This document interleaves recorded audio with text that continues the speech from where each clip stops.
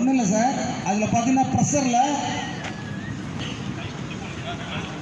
அந்த ப்ரெஷரில் என்ன பண்ணுவேன், ஏர் வந்து வேகத்தில் வரும், ஆனால் எரியல் வந்து கொஞ்சம் தள்ளி தான் எரியும்.